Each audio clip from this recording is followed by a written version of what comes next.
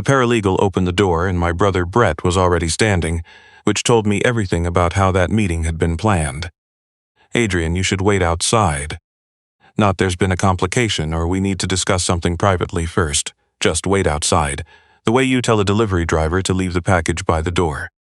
I had driven 4 hours from Kelowna to Vancouver for this. 4 hours on the Coquihalla in February, chains required past hope in my 2012 F-150 with a cracked defroster and a heater that worked on the passenger side only, not the driver's. I had taken 2 days off work. I had ironed my shirt. I had done all the things a man does when he believes he is about to say goodbye to his father's memory in a room with other people who loved his father. "Brett," my voice was steady. "I'm good at steady. 14 years as a journeyman electrician will teach you that panic is expensive. What's going on?" He didn't answer. My sister Lynn was sitting at the conference table with her hands flat on the surface, looking at the wall. My mother Helen was looking at a point somewhere between the window and the middle distance, the particular unfocused gaze of someone performing composure. "You should hear this from us," Helen said, "not from the lawyer." "Hear what?" "You're adopted, Adrian." She said it the way she might say the car needs an oil change, flat, rehearsed, something she had been holding in her mouth for a long time and had finally set down. "We've known since before you were born. Your father wanted to tell you at some point. He never found the right time. He died 11 days ago. His name was Claude Lapointe and he was 67 and he had a heart attack on a Tuesday morning in January, which is a terrible time to die because January in Vancouver is wet and gray and the days are short and there is nothing beautiful about grief in that weather. No leaves falling. No snow to make things quiet, just rain and more rain and the particular weight of a city that grieves in the dark.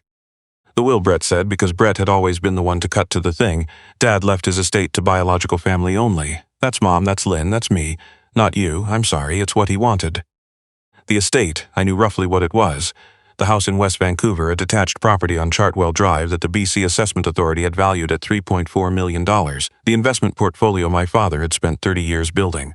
The ownership stake in Lapointe Mechanical Services, the HVAC and plumbing contracting firm he had started with 2 vans and a bank loan in 1989 and grown into a 17-employee operation worth, by the last valuation I was aware of, somewhere between $2 and $3 million. Claude Lapointe's life's work divided by 3. I was not one of the 3. "We were told the birth parents wanted no contact," Helen continued. "We honored that. For 38 years. "Yes. And you're telling me this now, at the will reading." Helen finally looked at me, not with cruelty. I want to be accurate about that. Her face held something closer to relief than guilt, the expression of someone who has been carrying a secret so long that releasing it feels like freedom, even when the timing is catastrophic. "Your father didn't want you to find out while he was alive. He was afraid of how you'd react." I had shaken my father's hand on January 6th, 3 hours before his heart attack. We weren't a hugging family. I had shaken his hand in his kitchen, said I'd call about the long weekend in February, and driven back to Kelowna. That handshake was the last thing.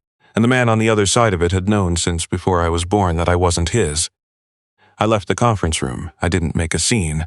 I walked past the paralegal, into the elevator, through the lobby of the building on West Georgia Street, and out into a February afternoon that was predictably raining. I sat in my truck for 45 minutes before I drove anywhere. My name is Adrian Lapointe. That's the name I was given, and for 38 years it was the only name I had for myself. I was born March 3rd, 1987 in Vancouver, BC, and I grew up in Coquitlam in a split level on Mariner Way with a backyard that backed onto a greenbelt and neighbors who left their Christmas lights up until March because March in Coquitlam is still dark enough to need them. I grew up believing I was French-Canadian on my father's side, working class on both. Lynn came 2 years after me. Brett came 2 years after Lynn. We were the Lapointe kids. We went to Terry Fox Secondary. We drove to Kelowna every summer to stay at my uncle's cabin on Okanagan Lake. My father coached minor hockey for 6 years. My mother worked the front desk at a medical clinic on Austin Avenue. I didn't go to university. I went into the trades. At 19, I started an electrical apprenticeship through IB Local 13 and spent 4 years learning to pull wire, read blueprints, and not electrocute myself or anyone else, which is the primary curriculum of electrical work, even if no one says it that way. I got my red seal at 23. I moved to Kelowna at 25 for a commercial contractor and stayed because Kelowna was cheap enough to rent near the lake and busy enough to keep me working. I make good money now, not Chartwell Drive money. Union scale for a red seal in BC is $47 an hour, and I work 45, sometimes 50 hours a week. I drive an F-150, contribute to my RRSP every year, and own exactly none of the things the Lapointe family had accumulated. I wasn't bitter about that. Or I wasn't until the conference room. The family narrative was familiar. Adrian is the practical one, the one who works with his hands. Lynn is in property development downtown. Brett finished a commerce degree at SFU and manages wealth portfolios in North Van. Adrian is the electrician, not unsuccessful, but not aspirational.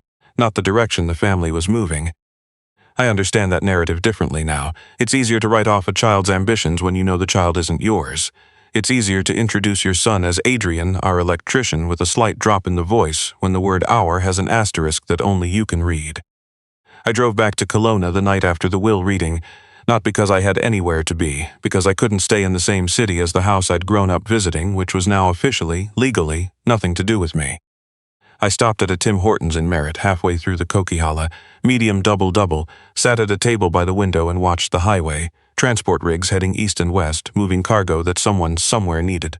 I watched them and thought about the fact that I had spent 38 years believing I was one person, and I was going to drive the next 2 hours as someone I didn't recognize yet. I found Stuart Kemp through a Google search, private investigator, Kelowna, BC. His website was 3 pages, which was 2 more than I expected, and included a photo of a man in his mid-50s with reading glasses pushed up on his forehead. His reviews were thin, 4 of them, all 5 stars, all saying some version of thorough and faster than I expected. I called the next morning. Kemp Investigations. I need to find my birth parents. I just found out I'm adopted. I'm 38. When did you find out? Yesterday, at my father's will reading, he excluded me and used my adoption as the reason. A pause, that's a rough way to find out. It was efficient. What do you know about the birth parents? Nothing. Private adoption, 1987. My adoptive mother said the birth parents wanted no contact. Those records are sealed but not inaccessible. I can petition through the BC Vital Statistics Agency and work the adoption agency files simultaneously. Fee is $275 up front, expenses billed at cost. If I find nothing in 4 weeks, I refund half. How fast can you start? This afternoon.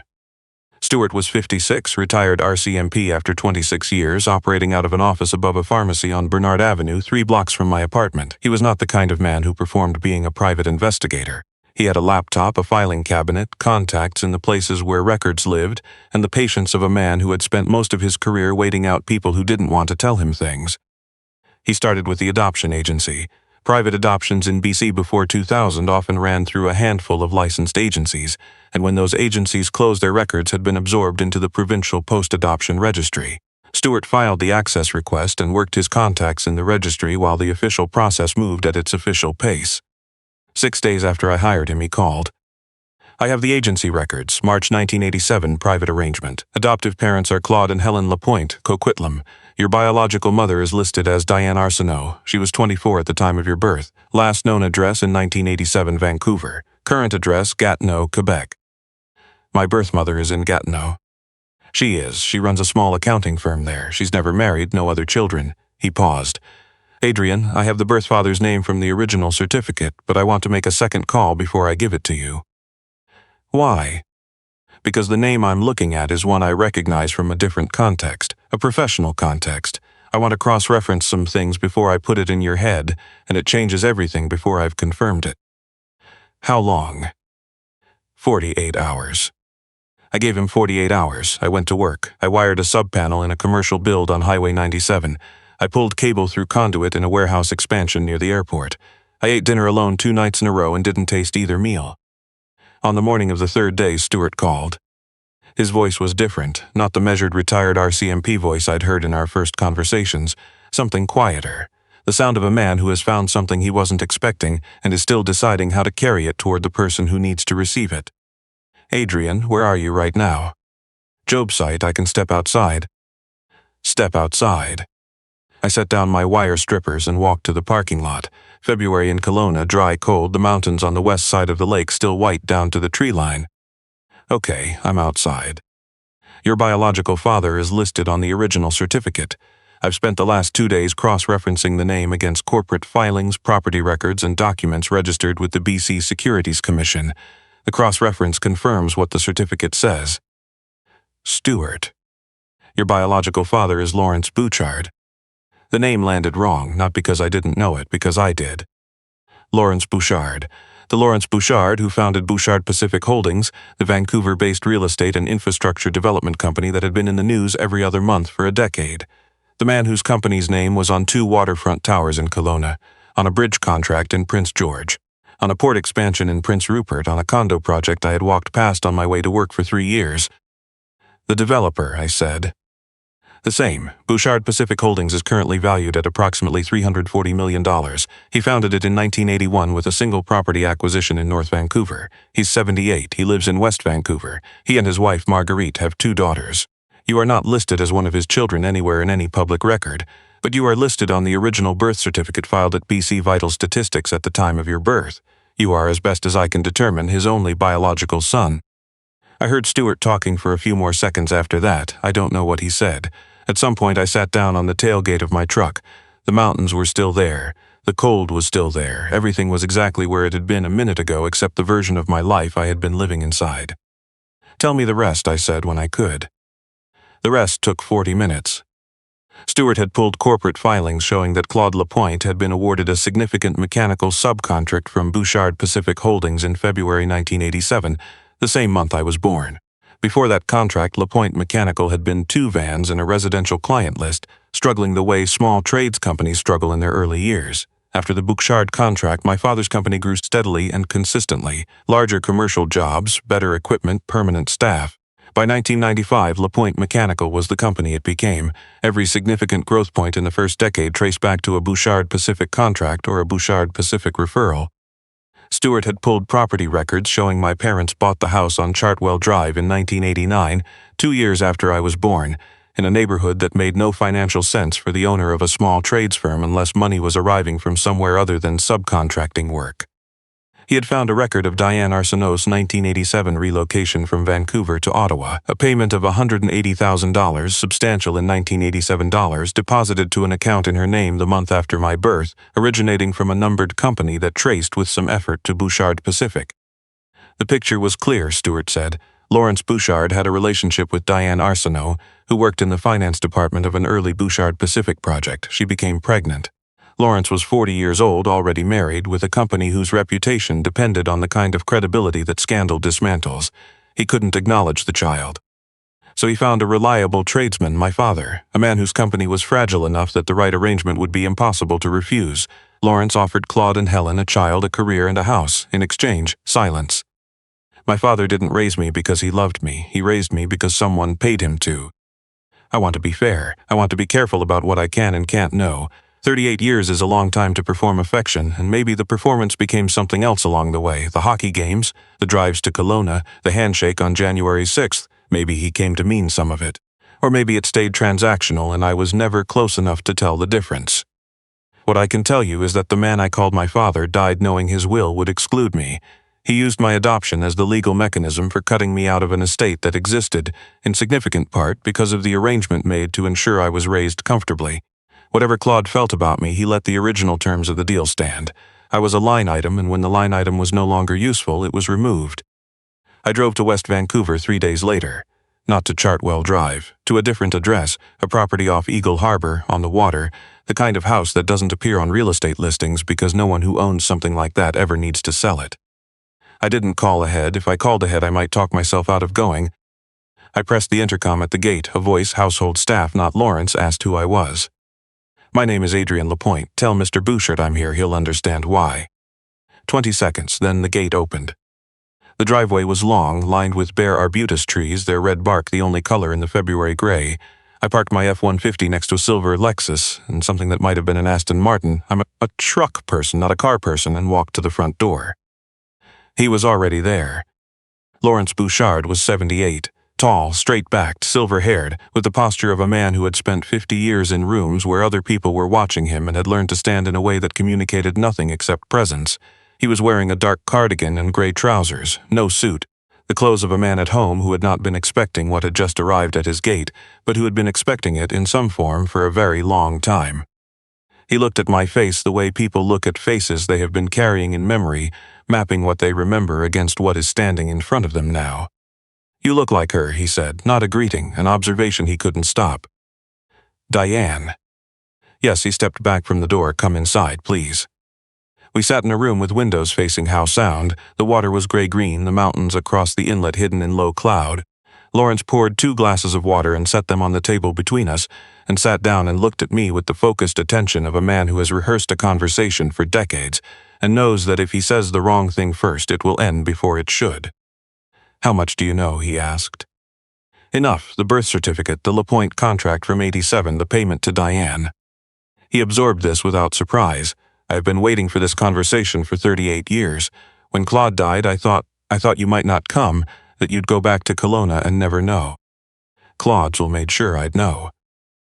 "I know what the will says." His jaw tightened slightly. "My attorney has reviewed it. The Lapointe family used your adoption to exclude you from an estate that exists in large part because of the arrangement I made so that you could be raised with security. The irony is not lost on me. You gave him everything he needed to build that life. I gave Claude Lapointe the financial foundation to build something real. I believed he would raise my son as his own." He paused. "I was wrong about the limit of it." "Why didn't you ever tell me yourself?" "Because the arrangement with Claude included complete silence. That was my end of it." He looked down at his hands, then back up. "You came to a Bouchard Pacific open house in 2019, the Sunset Marina project in Kelowna, a Saturday afternoon. I remembered it. A tower on the water, more than I could afford, looked anyway. I was there, near the window, speaking to my site manager. You walked within 6 feet of me, and I could not say your name. I had held my end of the arrangement for 32 years by then. I stood there and watched my son walk through a building I built, and I held my tongue, because that was the deal, and the deal was what I had left to honor. 6 feet. I turned that over, one short hallway, a hand extended, 2 words, I'm Lawrence, 6 feet and 32 years of silence on the other side of it. You relocated $1,000 and an NDA. I gave Diane what she needed to start over, and I asked for her discretion. She gave me both, completely and without bitterness, which says something about her character that I don't deserve credit for." He looked at the water outside the window. "She has been waiting to hear from you. I've spoken to her recently. She knows you may come looking." "You've stayed in contact with her?" "Occasionally over the years. Not often. She built a good life in Gatineau. She never remarried, no other children." He looked back at me. "She has had a photograph of you since the day you were born, the one taken at the hospital the morning she left. She has kept it for 38 years. The room was quiet for a moment in a way that had weight. "What happens now?" I said. Lawrence leaned forward slightly. "Several things. My attorney has reviewed your position regarding the Lapointe estate. The will excludes you on the basis of your adoption. But the Lapointe estate, the house, the business, the portfolio, was built on a financial foundation that traces directly to an arrangement made on your behalf. Excluding you from an estate that exists because of you is legally challengeable, and the paper trail is unusually clean. My attorney will fund that challenge." "Can I win?" "The BC precedents are not perfect, but the case is strong. The contract timing, the property purchase, the financial transfers, they document a directed arrangement with clarity. My attorney believes you have a legitimate claim." "What else?" "My personal estate," he said it plainly. "Marguerite and I have 2 daughters. They will inherit the majority of what we have built together, as they should. I am not a man who would undo the inheritance of children I raised, but you are my only son. I have already instructed my attorney to establish a separate inheritance for you. This property, a portion of my personal holdings, and a meaningful stake in Bouchard Pacific Holdings. In total, it is significant." "I'm an electrician. My father poured concrete. I spent my first 2 years in this business digging drainage trenches on job sites. I didn't know what I was doing, and then I learned, and then I built something. The scale is different. The principle is not." "Your daughters, what do they know?" "They know I have a son. I told Marguerite the truth in 1987 before you were born. She accepted the arrangement for reasons I am still grateful for and know I don't deserve. My daughters were told last year when I amended my will. They are not happy about it. They are also not cruel. There is a significant difference."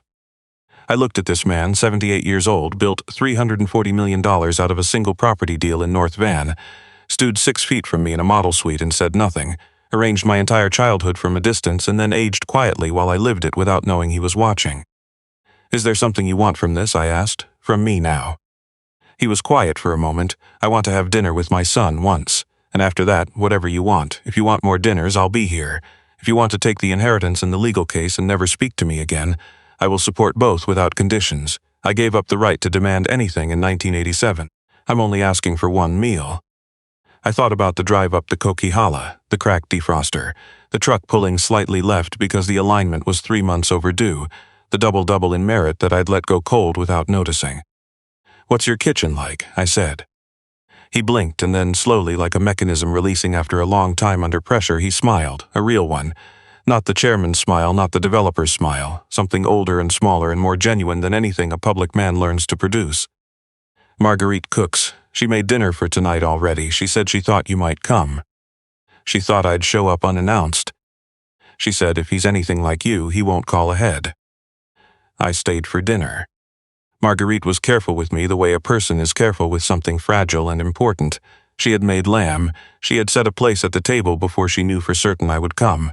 She asked about Kelowna, about electrical work, about the drive through the Coquihalla in February, and she did not ask me anything I didn't know how to answer yet. At the end of the meal, she put her hand briefly on mine and said, "Thank you for coming," and I understood she meant it in every direction at once, for coming to dinner, for coming to the gate, for not staying in Kelowna and letting this remain a thing none of them ever had to face. I drove back to Kelowna the next morning, the Coquihalla in early March, the pass still icy in patches, the mountains on both sides of the highway deep in winter. I stopped at the same Tim Hortons in Merritt, different cashier, same highway through the window, same double-double, and this time I drank it while it was still hot. The Lapointe estate challenge is moving through the BC courts. My attorney, retained and funded by Lawrence because a journeyman electrician cannot afford to challenge a multi-million-dollar estate on union wages, has filed a claim laying out the timeline with the precision the documents allow. The Bouchard Pacific subcontract, the property purchase, the financial transfers. The argument in plain language is that you cannot build a life on a foundation constructed for someone and then use the construction as the reason that someone is excluded from the result.